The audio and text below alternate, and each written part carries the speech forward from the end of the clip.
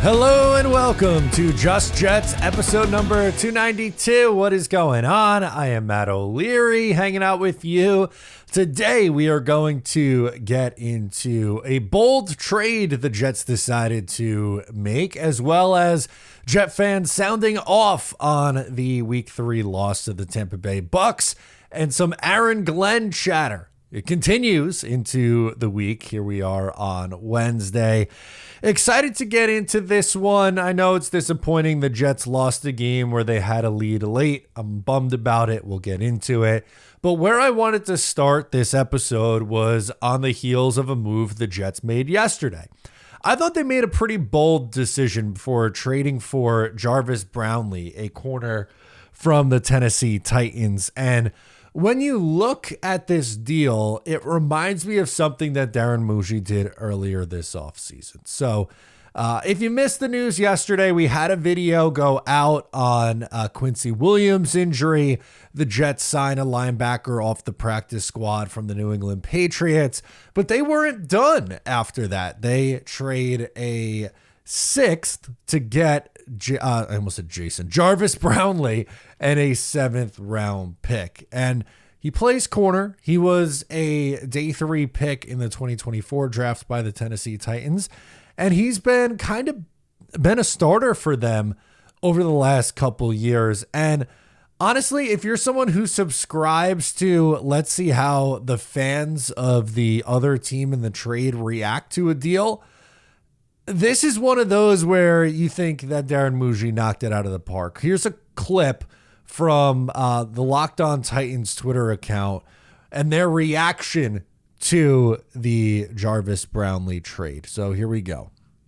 An absolute stunner. The Tennessee Titans have traded starting cornerback Jarvis Brownley Jr. to the New York Jets for a 2026 late round swap. We don't have the exact details right now as the trade literally was just announced, but a late round swap is probably Jarvis Brownley Jr. and a 7th for a 6th, or Jarvis Brownley Jr. and a 7th for a 5th, something like that. But what in the world is going on?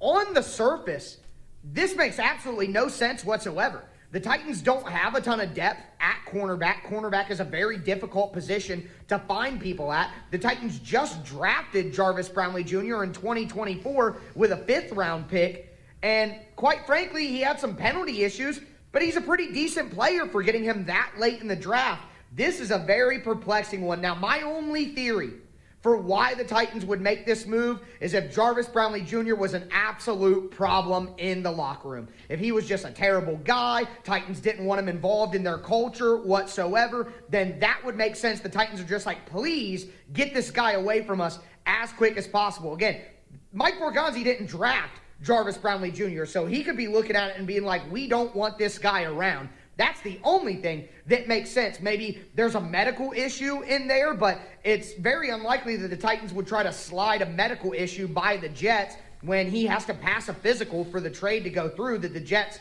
could inevitably find. So the only thing that makes sense here is the Titans didn't like the guy that Jarvis Brownley Jr. was and wanted him out of their locker room as soon as possible. But on the surface, from what we actually know, this makes zero sense whatsoever. So that's a pretty common theme from Titans fans that I'm seeing.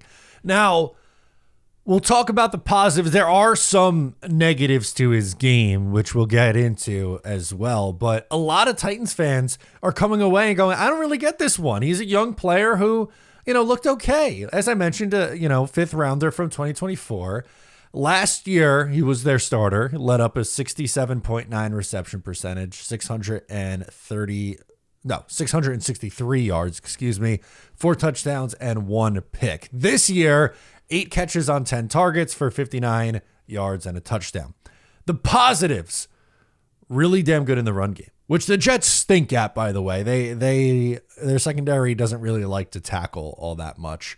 And he is a good tackler, which you could take that one up as a win. Shout out. I know he hasn't been good, but Brandon Stevens gives a little bit of an effort as a tackler outside of the bad play against Buffalo. The issue, I would say the biggest issue with Brownley, penalties. 9 last year, 3 this year. That's something that needs to clean up. The Jets have talked about wanting to be a better disciplined team, and this is a guy who lacks discipline right now. So I think it's a work in progress with Brownlee at taking that out of his game. Now, I hinted at this reminds me of something, and what it reminds me of is I think this is similar to the Juwan Briggs deal that Darren Muji and Aaron Glenn made. It's low cost. It's a pick swap deal with a potential high reward. Through 3 games, Juwan Briggs has been very good, and they have team control over him for multiple years. Same thing with Brownlee. He's on year 2 of a 4-year rookie contract. They have him for the rest of this year and 2 more years on top of it, if they so please, right? They can totally cut him after this year if it doesn't work out. But if it does work, you have him at low cost for the next couple of years. We mentioned Brandon Stephens. He's been horrible, unfortunately. It's been a really, really tough go for Stephens through the first 3 games with the New York Jets. And you have Sauce Gardner, who got banged up, returned at the end of the game against Tampa, but he got banged up. Michael Carter's been banged up. And they have A.Z. Thomas, someone that I'm really excited about, and I want to see him. But maybe there's something here that they could unleash with Brownlee. And I don't mind this swing at all from Muji and Glenn. Again, I think it's a low-cost move that has some reward. And, I don't know if he's going to play or have a huge role in this game against Miami. That's, 6 days away. It's entirely possible, sure. But let's see how this week of practice goes. Let's see the injury reports as the week goes on. And then maybe we take it from there. But the leash for Brandon Stephens feels like it's getting smaller and smaller by the passing day with how A.Z. Thomas has looked when he's come in relief the last 2 games. And also by this trade, the Jets, doing a late round pick swap for a 24-year-old 5th round pick who has starting experience. Interesting move. I like it. Again, am I going, oh, this drastically changes my win projection for the Jets this year? No, definitely not. But they're taking their day 3 capital and acquiring young football players with upside that has experience. Because, specifically day 3 with Darren Muji this past year did not go very well. It's rare to find 6th and 7th rounders who have, an impact and are, rosterable players 2-3 years down the line. You have that with Briggs for sure after that pick swap move. And you may have that also with Brownlee. Can you strike gold twice? The Jets hope they can. I hope they can. And again, I just thought it was a really interesting move from the New York Jets here. I think it was a bold decision, and I'm here for it. You're 0-3. Your defense is being ravaged by injuries right now, and they haven't been good enough. So they're making changes. I can respect that, and I think that's, again, a solid move here. We're going to get into your voicemails in a moment, but we are brought to you by Sleeper. Think you know football, then try to turn your football knowledge into real money with the Sleeper app. It's the ultimate fantasy sports app that can turn game day into payday. All you got to do is download the app, pick more or less on your favorite players with more stats than any other daily fantasy app. Just choose 2 or more of your favorite players from pregame or live. Pick more or less from the predicted stats. And you could win up to 1,000 times your money if your picks win. Use promo code O'Leary and you'll get up to a $100 match on your first deposit. Terms and conditions apply. This is also a good time to bring up as well before we get into the voicemails. My People Guess game. It is week 4. Get in on the action. If you didn't the first 3 weeks, that's okay. You could sign up. It's totally free to sign up and play. You just make your picks for the week with the game. How much is the winner going to win by? Is it 3 points? Is it 6 points? Are the Jets going to beat Miami by 2? Whatever you think is going to happen, you put it in, and it tracks how smart you are. So get in on the action. It's a ton of fun.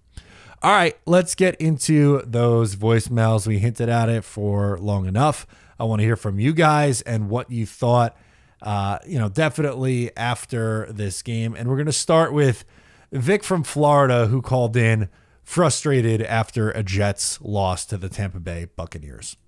Maddie, Vic from Florida. Hey, man, second call. I guess you could delete the first one because I called in the beginning of the fourth quarter when we were getting blown out. But as you know, I'm a fair-weathered fan, and we are 2-0 in moral victories.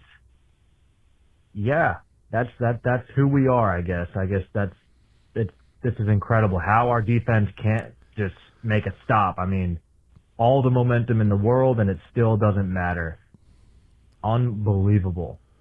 Cool, we fought to the end. Was that more of the Jets actually fighting, or was that more of the Buccaneers kind of letting off the gas? Either way, 0-3, not good, per usual. Wait till next year. It's look, 0-3. The 0-3 start is really tough and really frustrating, and the defense costing them again. And I get it, like it wasn't a fantastic offensive day. They struggled for most of the day up until the last couple drives in the fourth quarter. But you have a lead, and you just got to get a stop, and they couldn't do it. Baker marches them right down the field, and I get it. Tampa Bay is a good team. The Jets have, lost to, I think, two really good teams and an unknown in Pittsburgh in week one. It's frustrating, man. I know he ends the call with wait till next year. And Vic's a great guy. He's going to be tuning into the rest of the Jets games. And look, where I am and I've tried to convey is, I think this is or before the year I said, I think this is a 7-win football team. I don't think this is a team that's going to be competing for a playoff spot. So I had them at 1-2 for their first 3 games. They're 1 game off of that pace right now. But this is a huge game coming up against the Miami Dolphins, man. I don't want to see this team start 0-4 because then it really if you can't beat Miami, it starts to really feel like this thing could get off the rails and rather quickly. Scott from Montana is going to call in next, and he has a little bit of a different reaction to the game. Let's hear Scott. Hey, Matt. Scott from Montana. Tough loss today, but was really encouraged by the way we played this week. I think that was what was so surprising last week was to see us just not be ready to play and not prepared and quit. I just didn't think we'd see the Aaron Glenn team do that. Today, just the opposite. It looked like Aaron Glenn definitely had us ready to go from the get-go. We competed the entire game. We never gave up, even when we were down a lot in the fourth quarter. It was good to see us come back. That play Will McDonald made on the field goal, incredible play.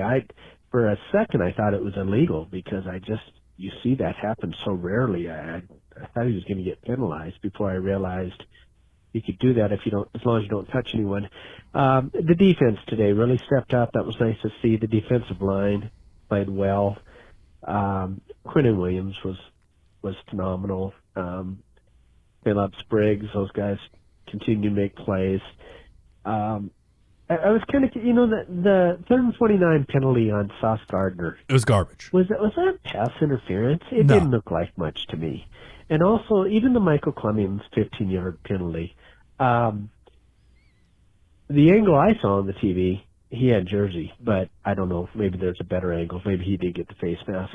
But I was encouraged to see the Jets defense after the turnover, after the failed fourth down, and there was one other time. After the 3-and-out right before the first half, get on short fields, hold them to field goals, and then on the 3-and-out, get the ball back for the Jets one more time, even though Taylor threw the pick 6.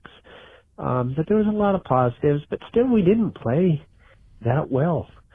Still lots of room for improvement, but we were in it till the end, had a shot to win it, and excited to hear your comments and see what your feedback is from this week.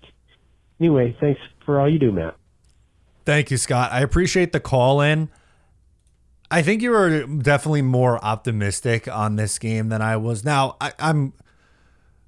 I'm glad that they were able to fight themselves back into this game against Tampa Bay, but I don't think they looked good for 75% of the game. They were in it a little bit, driving 13, or you have the ball down 13-6 before the end of the half. I thought the pick 6 was a backbreaker. Now, they eventually get themselves back in it, as we know, but a strip sack, fumble, loss. The turnover was bad. The interception, the pick six was bad. The defense, I don't think was a little underwhelming for me, the defensive line play. You mentioned Quinnen. He was awesome in this game. But the Bucs were starting 3 backup offensive linemen, and the Jets got 1 sack. And Baker Mayfield escaped a ton. They over-pursue. They are undisciplined in their gap control. They're just a frustrating defense to watch right now. And that doesn't take away from them getting themselves back in it. They could have rolled over and died. And I think it's a good thing that they didn't do that and they fought their way back into the game. But there are certainly things that need to be cleaned up. And Aaron Glenn said so much himself after the game, saying that we need to clean things up. Liam from Staten Island. Hey, what's up? This is Tyler from California. I don't really have a question. I have more. Oh, I'm sorry. We'll do Tyler from California first and then Liam. My bad. A rant a little bit. Should we have lost this game? No. The fact that we had about 5 offensive, or they had 5 offensive holding penalties in the first half was pretty crazy. And the fact that Sauce got that PI was super frustrating. I think he played well, overall, but that was insane. As a Jets fan, trying to score before the half has always ended horribly, and of course it ended horribly again with that pick six.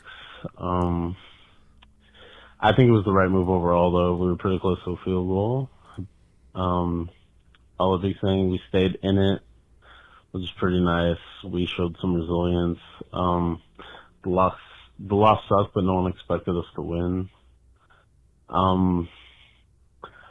Matt, I think I've heard you say somewhere in the video where it's keep the hot hand, whether it's Tyrod or Justin. I just think that even if Tyrod scored 3 touchdowns and 400 yards this game, I think you just keep Justin in play, have him start even the next game, because what happens if Tyrod just throws a dud after that? Then you go back to Justin. It just becomes this confusing thing, and we need to know what we have in Justin. I just want to remind all Jets fans that this is a rebuilding year, and I think in the draft we could find a compliment to Wilson, or even in free agency we could find a compliment to Wilson or Sauce, and I think we'll be right back in and we'll have a supreme offense and a supreme defense. So I hope you're right. Get what we can this year, and let's go, Jets. It started off as more of a rant and vent and then ended up turning positive towards the end. I don't think Tyrod played to a level where you feel like you have to go back to him. If they won the game and put up, and he put up 4 passing touchdowns and 300 yards, I still stand by. I would have ridden the hot hand, but he threw for $197, had 2 touchdowns, 2 turnovers.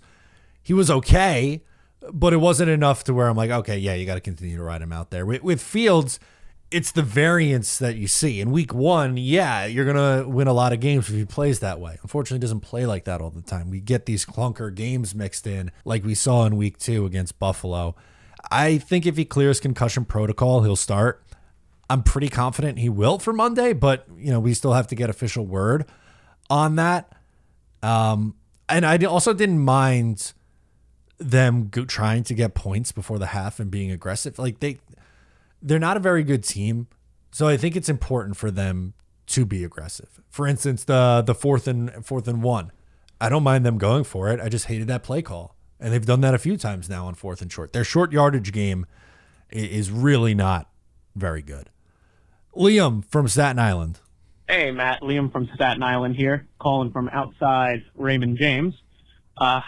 I feel like most Jet fans knew, at least the long-term ones knew, that 29-27 was the guaranteed final score. When they looked up at the clock and saw 1:40 left, 2 timeouts, you knew it was over. But it was entertaining. It was fun. We looked terrible for most of the game, but at least they made it mildly entertaining. My question for you is, what am I supposed, and what are Jet fans supposed to be looking for in this team? I just think, quarterback, I don't think Tyrod's the long-term answer, obviously. I don't think Justin Fields is either. I feel like our offensive line is all right, but that's not the most entertaining thing to stare and watch at a whole game. Your wide receivers, Garrett's great, everyone else is not. The secondary's terrible. The defensive line has been pretty meh. Linebacker core, meh. Special teams, meh. I don't know what to even root for at this point. It doesn't seem like we can compete. It doesn't seem like we're bad enough to warrant first overall pick. We're trying to build a culture, but nothing seems to change.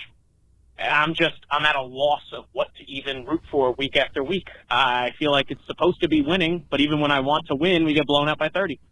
So, I don't know. What's your take on that? What is, I know as fans we should be rooting for wins, but aside from that, what are you looking for? What do you want to see develop? What do you want to see improve?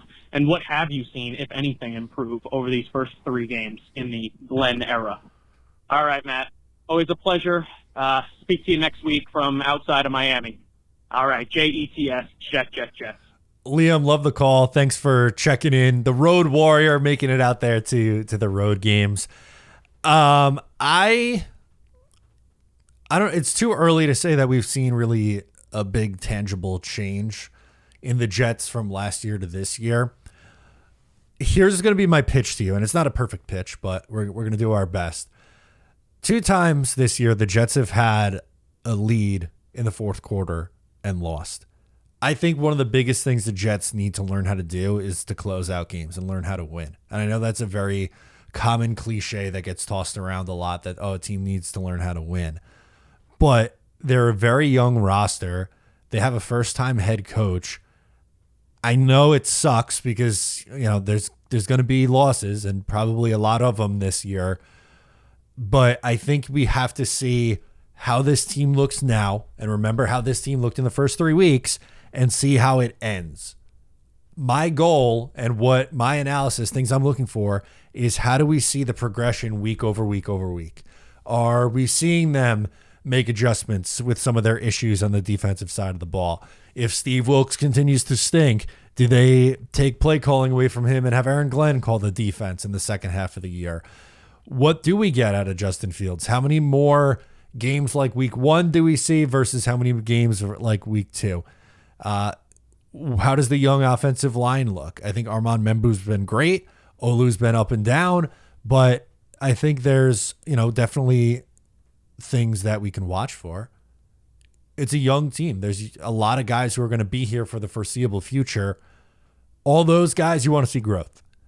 The Lazards, the Clemens, the ones who aren't going to be here next year, they're kind of just warm bodies. And I know that's harsh, but I don't think we have to put as much stock into them being, making the mistakes. And I know that it's, again, I'm not saying it's not frustrating, but in the long run, does it matter if they're not going to be here next year?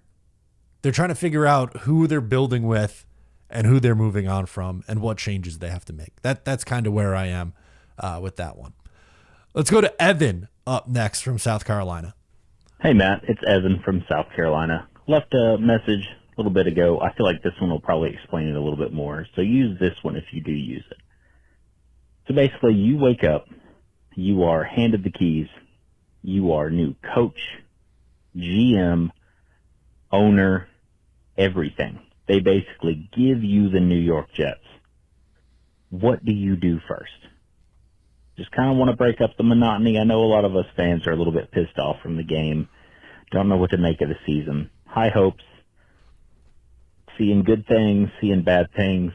Great games, bad games. Break it up a little bit. What do you do? What does Matt O'Leary do? Love you, brother. Love your show. Talk to you next time. Thank you, man. I love this call. Creative one. First things first, we stuff Woody Johnson in a locker. Lock it so he can't get out and may be involved. From there, offensively, I would want to see less of the Tyler Johnsons and Alan Lazards of the world, and I would be trying to work in Jelani Woods and Stone Smart and Mason Taylor. Mason had 4 catches in this game, but very low yardage total. I think that's someone who, as the year goes on, I think we'll see progression from. Defensively, I want to see more AZ Thomas and Malachi Moore. I know it's earlier maybe than initially said. I think, my semi prediction was in the second half of the year is when you'd likely see them start, playing some games. But with how Brandon Stevens has looked, and if Tony Adams gets healthy, I don't really care about that they're veterans and they were paid, in Brandon Stevens' case, paid a good amount of money to be brought in here. If you stink, you stink. I want to see the young guys who they drafted that showed upside. And you got to get the running backs more involved in the passing attack too. I don't think they've done that enough with either Brees or Braylon Allen. I know it wasn't a very good Brees game this past week, and Braylon looked better running the ball. Probably the best he's looked all year running the ball, I would say. But get those guys going.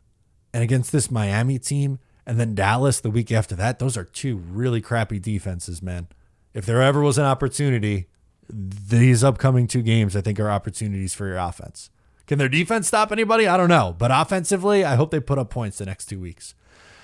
James from Jersey wants to talk moral victories.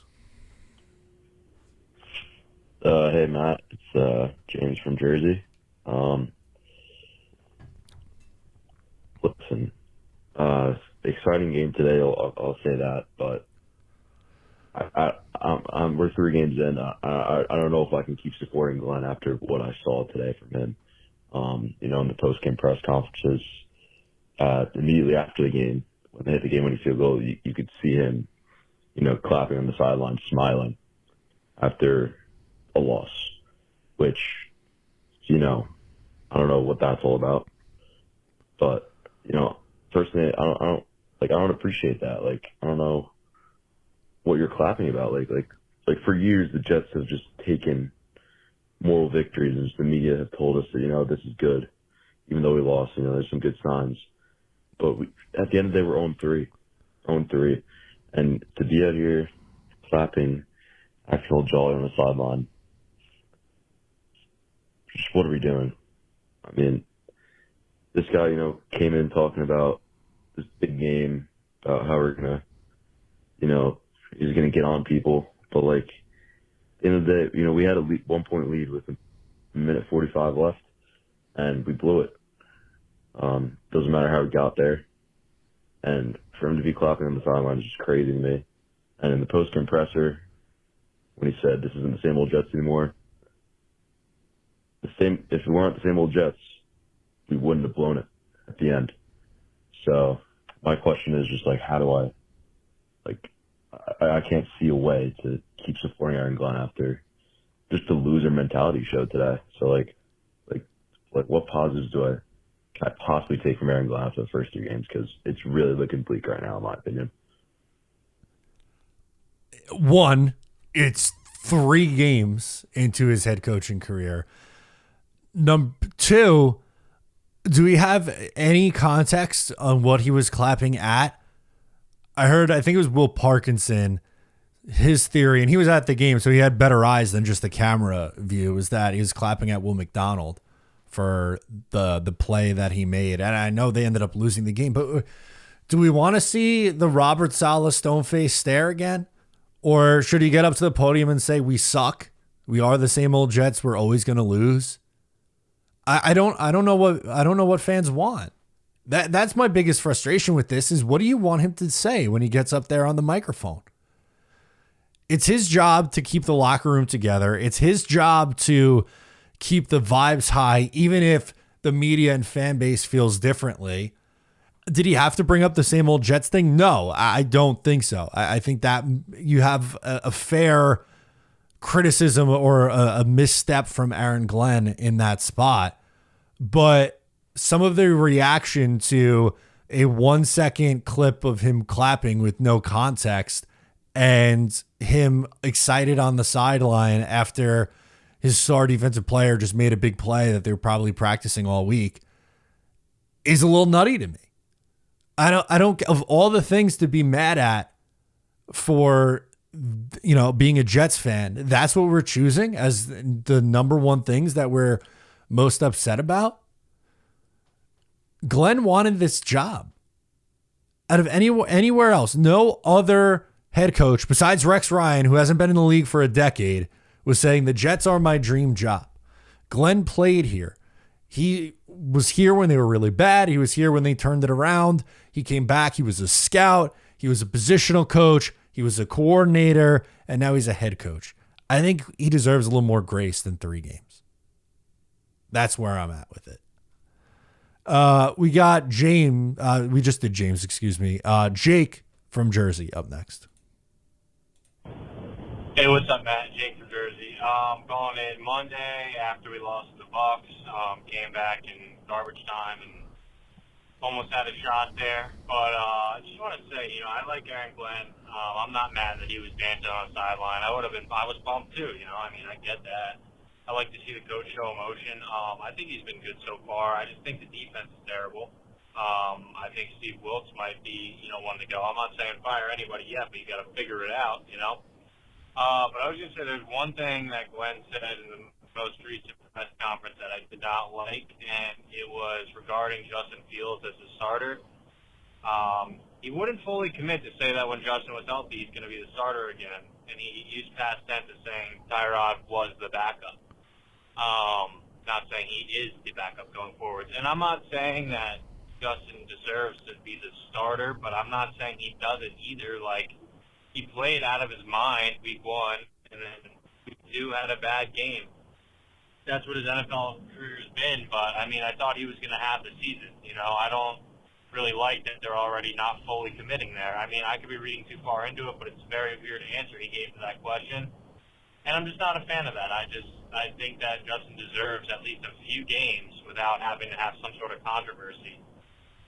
It seems like he plays good, confident, and I feel like that may affect his confidence again. They're all grown men at this point, but just saying, I don't really like that. Just curious what you think about that. I really don't think Tyrod did enough to show that he should be the starter anyway. Yeah, man, let me know what you think. Yeah, I wouldn't read too much into that with how they spoke about Justin Fields in the offseason and brought him in, and after week 1 and after the injury, there was always a world where they're gonna go back to him. And I know that makes you come off as maybe a little hypocritical because earlier, and I have said in the past, and it didn't happen, but if Tyrod won the game and had a monster day to continue to roll with it, I think it's important for Glenn to stack wins. I think winning is the most important thing in building a culture. And like with Tyrod's injury history and with his performance history, chances are he wouldn't go out and throw for, 4 touchdowns and 300 every week. And again, you probably eventually would have worked your way back to being able to start Justin Fields. When he's healthy, I'm very confident that he is going to be the guy and going to come in and play. And my guess is that it's this week on Monday Night Football against the Miami Dolphins. And pretty soft landing spot against the next 2 defenses, whether he comes back against Miami or Dallas, because both those teams have given up a crap ton of points. Peter from Hudson Valley. Hey, Matt. It's Peter calling from up in the beautiful Hudson Valley. Now on this Monday evening, we're calling back at this time after seeing your videos from today, especially with the Twitterverse reaction to Aaron Glenn's sideline dance from Sunday, which I absolutely have no problem with. He's a passionate coach. He's a former player. He's a player's coach. I have no reason to believe that there's any other way he can react. Stone-faced like Salah was just never the way to go. I feel like I had to kind of call back and maybe offer my calming voice to you and others out there to listen to and understand that I've been a fan for 45 seasons. Some people like myself, Green Bean, and others who've been fans even longer, have seen a lot of SHIT with this team. And I get it. Right. We've gone through regime change after regime change, quarterback after quarterback. But I feel I have to quote the last quarterback and go, relax. Rome wasn't built in a day. Titanic doesn't turn on a dime. This takes time. There are still players on this roster that probably shouldn't be here. Alan Lazard, Michael Clemens, and a few others. The biggest problem with this game is injuries now are really starting to pile up. And That's going to be the biggest problem going forward. The depth at linebacker is going to be an issue, and depth in other places. Hey, my question from my last call, I think, is still valid. Do you think the Jets will sign anyone else at either like defensive end or linebacker, during the week to kind of help fill in right now, considering that depth is an issue because we don't know if JJ will be back or if Quincy will be back on Monday night against the Dolphins. And hey, someone's got to win that game. Both teams are 0-3, so hey, maybe Glenn will finally get his first win there because the Jets suck going down to Miami. So I hope to see them win going into that game. But Yeah. Please, people, listen to what Matt has to say. Listen to what others have to say. This wasn't built in a day. Give Glenn and this regime time, and it will work out. Thank you. And as always, go Jets. I love when Peter calls in, and I get that very calming presence take over whenever he speaks, and he's on the money here. You mentioned linebacker, and this was Monday, recording this Tuesday evening, and it's after the Jets signed Mark Robinson off the practice squad of the New England Patriots. Really, really bad news with Quincy Williams and that injury. Marcelino McCurry-Ball's also hurt. The Jets linebacker depth, even with the addition of Robinson, is really not good. Jamie Sherwood, man, he has to step up now and immediately and get back to the guy that he was last year when he was racking up tackles. Look, it's like I said earlier in this show, we are 3 games into a first-time head coach. It's not going to be pretty. I think if you asked most fans what the Jets' record would be through the first 3 games, I think 0-3 or 1-2 would be the most popular answer. They are 0-3 right now. They can't afford to go to 0-4. It's a huge game against the Miami Dolphins this week, and we'll see if they're up for the test on Monday Night Football. National audience on the road. Can you get off the mat? That's where I'm at right now. PG, what do you got for us, my friend? Hello, Matt O'Leary. PG coming on here. Thank you for taking my call. Listen to your YouTubes today. It's Monday, and really, Jet fans have to give Aaron Glenn a little break. I mean, he's barely had time to unpack the boxes in his new office, and they're calling to his head. I mean, come on. He's a first-time head coach, has an inexperienced team that's really has not done well anytime in the recent past. They've got to give him a little time to turn this around. I will say this, I understand the frustration. He doesn't want to call it the same old Jets, but listen, how many times have you seen the last 2 or 3 years where the Jets get a lead in the fourth quarter and the defense is unable to make a stop? So they've done that twice this year, and until that changes, then of course it's going to be same old Jets. Moving forward here, I am the homer, the Long Island homer. I won't go so far as to say the Long Island douchebag who had the Jets winning 10 games. And, listen, at this point in my predictions, I had the Jets at 1-2, but then losing against Miami. So I had them at 1-2. Now I think we can beat Miami and still be 1-3 in my preseason prediction past the 10 wins. But I'm not as confident now in the 10 wins, just based on the fact that the defensive coordinator is not what we thought he was going to be. The defense itself, with Cisco and Stevens playing as like they are, just, we have some problems on that side of the ball. So I'm not saying, listen, I think we can go on a run. As you mentioned in the podcast on the YouTubes, it's an easy schedule coming here out. We have Denver, which is a tough game, even though they're 1-2 in London. We have the Ravens, even though they lost tonight, and they're 1-2. Tough games, but we have other games that are easy. Thing is, I just don't know where this Jets team is right now. I don't know if we're on the rise or if we are ready to get a top 5 pick. You just don't know at this point. Hopefully, coaching staff can improve and we can go on a run. Anyway, your thoughts on that, Matt O'Leary. And as always, go Jets. Yeah, I think that's a great call out, PG, specifically towards the end there really stood out where you're like, are they building themselves up to where they can go on a little bit of a run? Or are they at a point where they lose Monday night and it goes off the rails?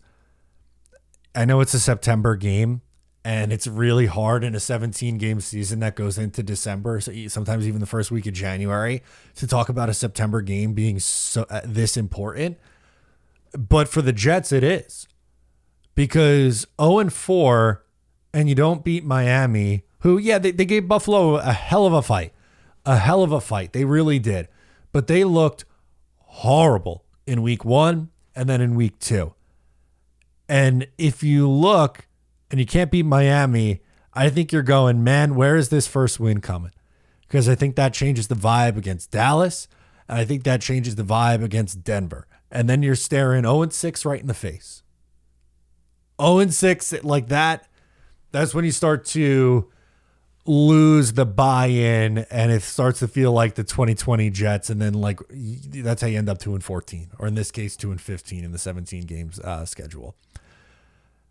With their next 6 games in order against Miami, Dallas, Denver, then you have Carolina, then you have Cincinnati, and you have the bye, and then out of the bye is Cleveland.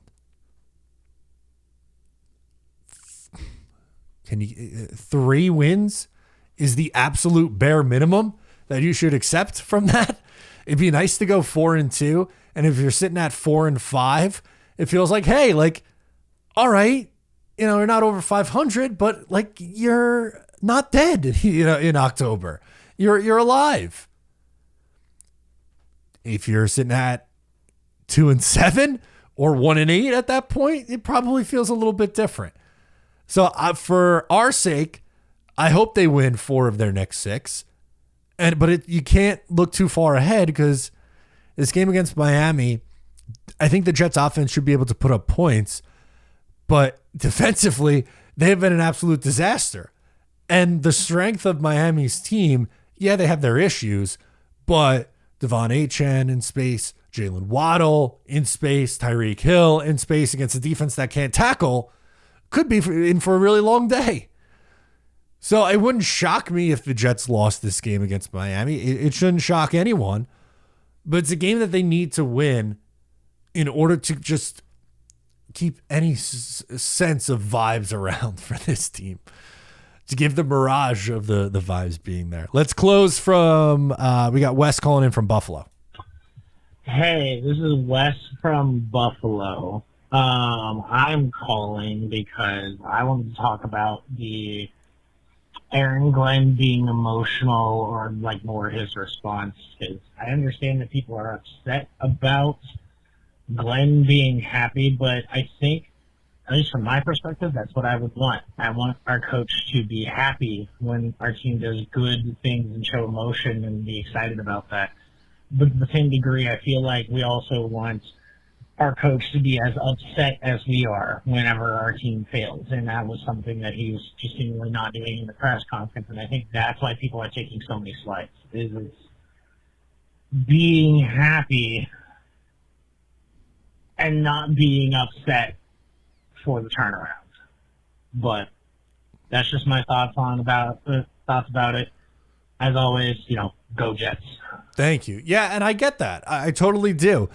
I just don't know what would make us feel better, him getting up there and saying, and maybe not bringing up the same old Jets would go a long way, or not even mentioning moral victory in his comment. Maybe that it's as simple as that. But I don't think we'll ever see Aaron Glenn up at the podium throwing guys under the bus. That's just not how he's built.